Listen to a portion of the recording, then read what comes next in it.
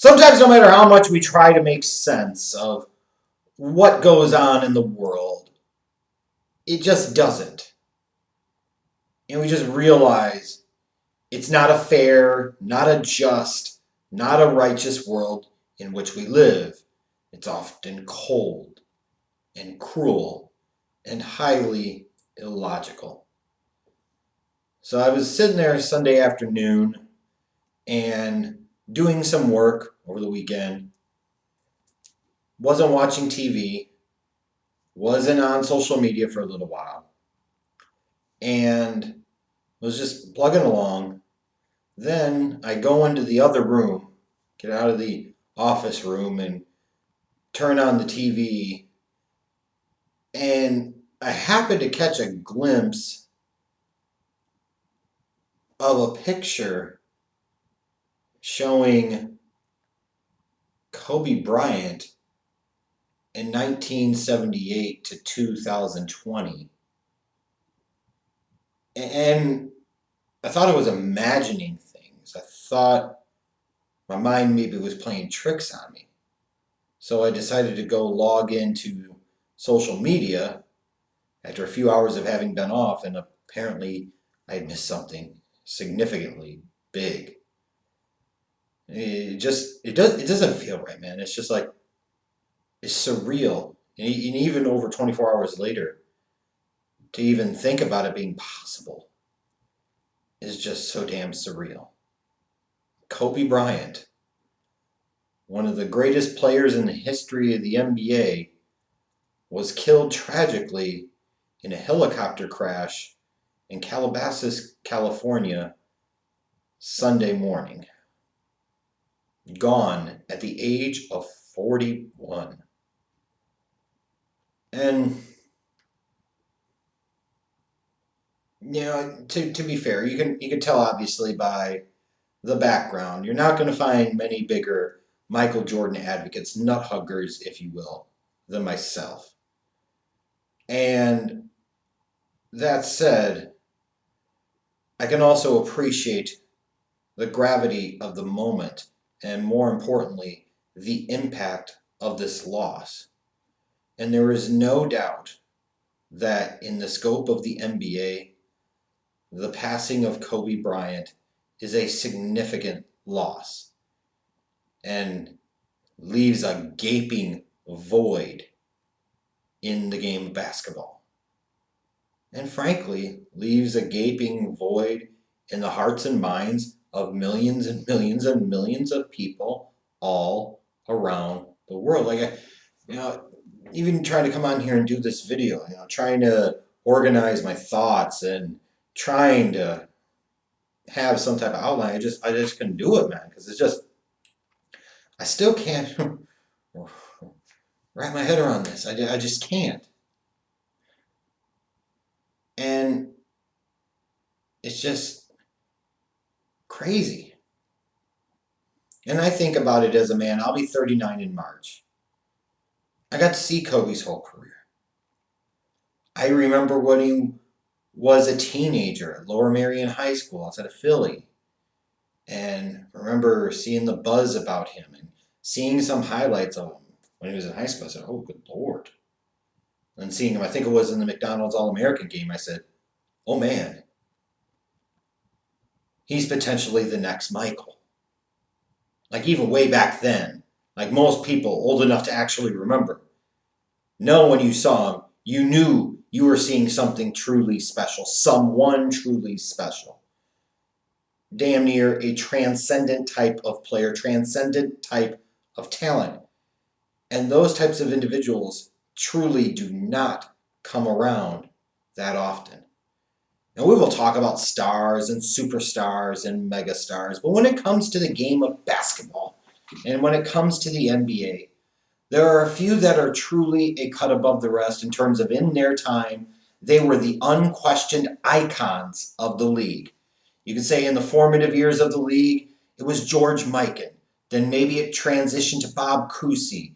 And then going into the 60s, depending on your perspective, it's either Jerry West, the logo of the league, or Wilt the Stilt Chamberlain, the single most dominant offensive force and low post presence the game has ever seen. In the 70s, with all the other players, the struggles of the game at the time, the game's greatest ambassador, its biggest star, its most iconic player, even for the time he was in the NBA, was unquestionably the Dr. Julius Erving. And then in the 80s, it's Magic and Bird. They were two guys at the same time, similar to, if you're a wrestling fan, The Rock and Austin. Like, the fact that you would get a Magic or a Bird is itself incredible. You got both of them chasing that golden ring at the same time. That's why basketball exploded in popularity in the 80s and came back from the depths in the 80s. And then Michael Jordan took over, and he was the NBA in the 90s. And in this past decade we just emerged from, 2010 to 2019, it ended up becoming LeBron's league. But in between Jordan and LeBron, it was Kobe. Kobe was an icon, is an icon, will always be an icon. And then just been sitting there thinking yesterday and thinking today, Kobe for me was always kind of a bit of a bumpy ride. Like, I was so excited when he came into the league and so excited where after he got drafted by the Hornets, Jerry West orchestrated the trade, got him to LA. I'm like, man, you're going to have this big star, this big young star playing in Los Angeles, potentially for most, if not all of his career. And he would go on to play his entire 20-year career in LA, become Mr. Laker, which is quite a feat and accomplishment considering all the great players that played for the Lakers, from an Elgin Baylor, Jerry West, even back when they were in Minneapolis, George Mikan. You could go on and on, the captain Kareem Abdul-Jabbar, and Magic Johnson, and even Shaq. But beyond question, the Laker of all Lakers is Kobe Bryant. And watching him come in this second year in the league, the All-Star game in Madison Square Garden, him and Jordan going head-to-head, and Kobe getting in some good, clean shots on MJ before they decided they were going to freeze the young buck out because it was 35-year-old Michael's time, to 2000, and that Lakers dynasty coming into being in that moment of moments, where the Lakers had come back from, what was it, a 15-point deficit in Game 7 against the Blazers in the Staples Center. You're talking about double-digit deficit. They come back. Kobe has a couple of clutch plays, and then we all remember the alley-oop. You remember Bob Costas' call, Kobe to Shaq! And it was there at that particular moment that you knew the dynasty was born. The battles with the Sacramento Kings were fantastic.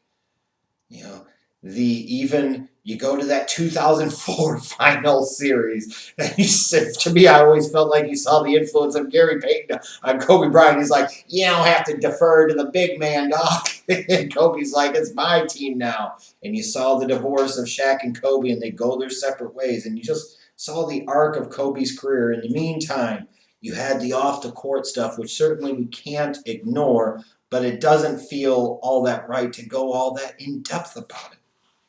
And then as he figured it out and became the guy of his team, and they built a team around him, going on to win a couple more championships, and you could just think of this as a guy, like when you think of memorable moments with Kobe, there are so many, it is hard to narrow it down.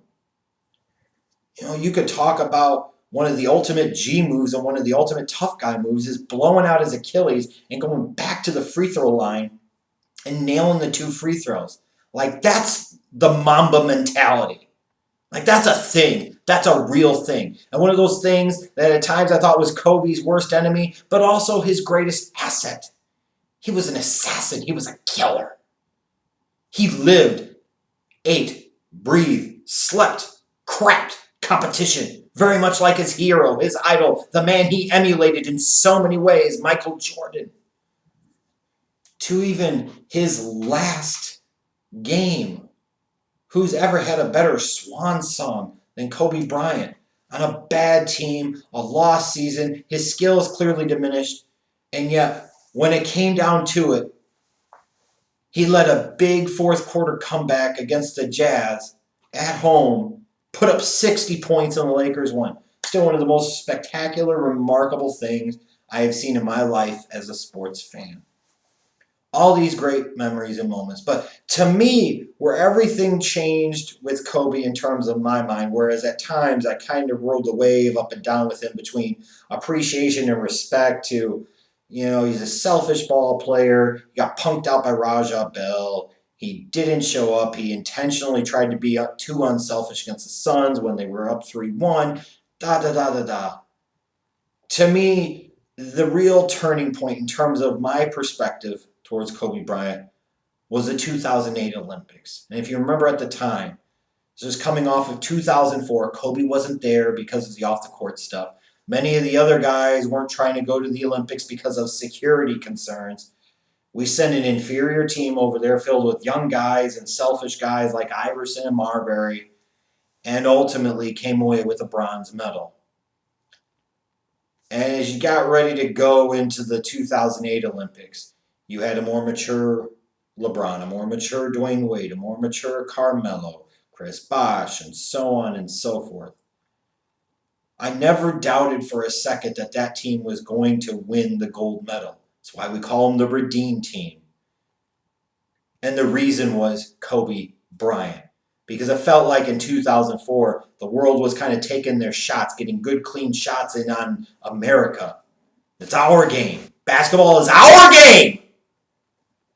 And it felt like they were picking on the rest of the family while daddy or big brother, whatever you want to refer to Kobe as, wasn't in the picture. But for me, the moment of moments of Kobe's career, of which he had so many, of which he stands almost alone. Like very few could ever measure up to him in terms of his accomplishments, his legacy, and his basketball career. It was that time in the 2008 Olympics in Beijing, and even going into the gold medal game against Spain, when he took over that game in the fourth quarter. He brought the Olympic gold medal in basketball back where the hell it belongs. That, to me, was the epitome, the height of the Black Mamba. That, to me, was the pinnacle of Kobe Bryant. And even though he was a part of another Olympic team 4 years later, it was that right there.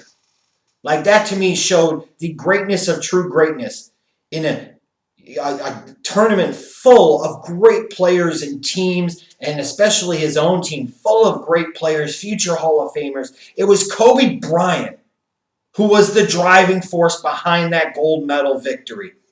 It was Kobe Bryant that was the alpha dog. It was the Kobe Bryant that was the BMF of all that you saw.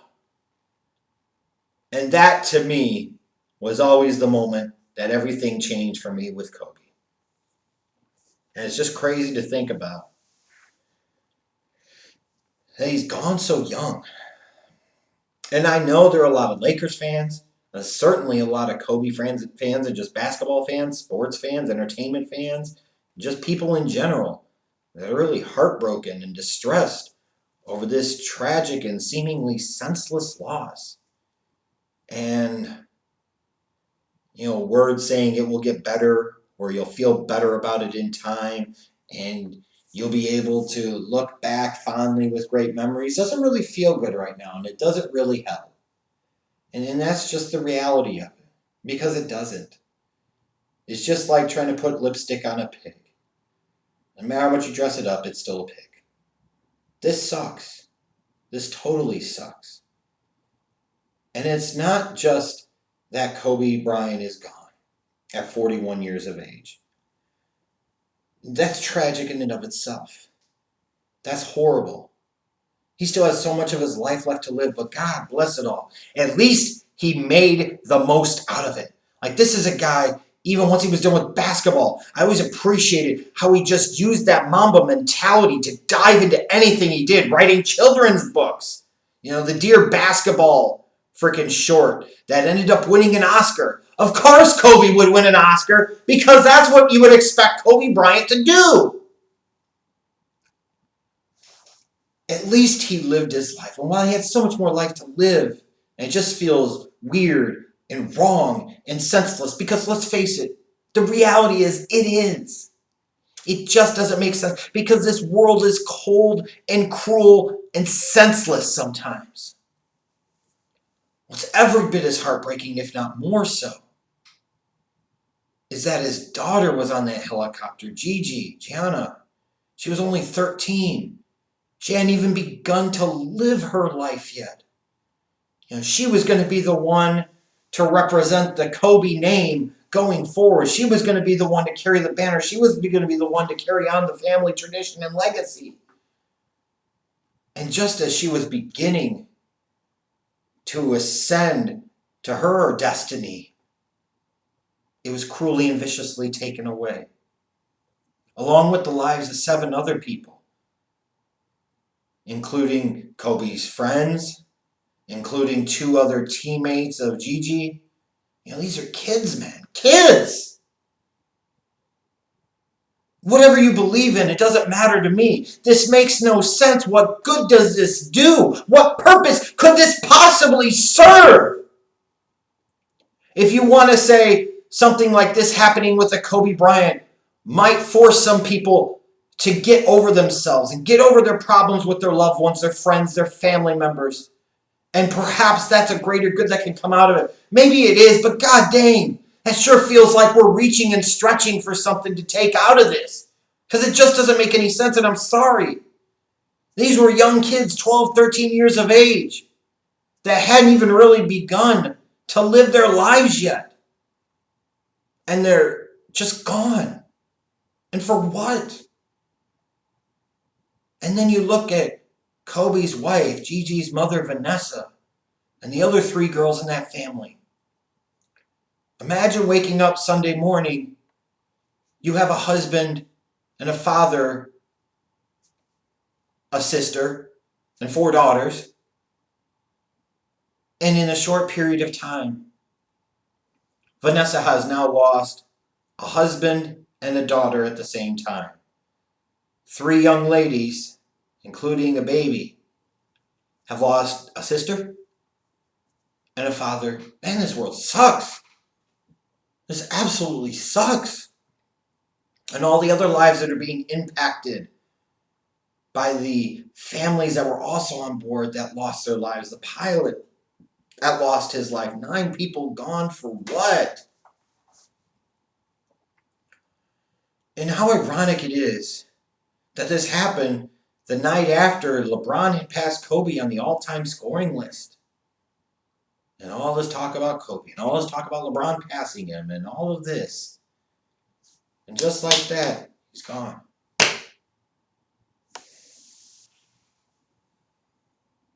It's just a powerful reminder, I suppose, that all the money in the world doesn't mean a thing when you're gone. So live your life as powerfully and impactfully as you can and as passionately as you can from one day to the next. If there is something you can learn from Kobe Bryant, it certainly is that. Attack like a mamba everything that you do. Go after it with a zeal, a passion, a lust, and a thirst. Because that's what he would do. And that's what he would want you to do. How fitting it is, just a little bit ago, you had the clip go viral of Kobe and Gianna at a game, and they're talking, and you could tell Kobe's trying to teach her something, and she finishes his sentence. And it was like this magical, proud dad moment, be like, yeah. And maybe how appropriate it is that for a lot of us, that will be the last image we have of Kobe Bryant. It was a man who took pride in being a father, setting an example for all of us to follow. That's what we're going to remember. Yeah, my heart goes out to everybody that is impacted by this because it's a tragedy. Not just because the world lost Kobe Bryant, but because a family lost a husband, a father, a daughter, a sister. Other families' lives are impacted, potentially ruined. Just like that. Let's hope their legacy lives on, and we most certainly know Kobe's legacy is going to live on forever.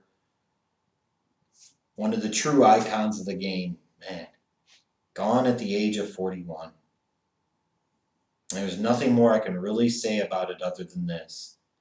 After his last game, when he put up the 60 points, he gave a short speech, among other things. It's hilarious talking about all these years people complaining about me not passing enough.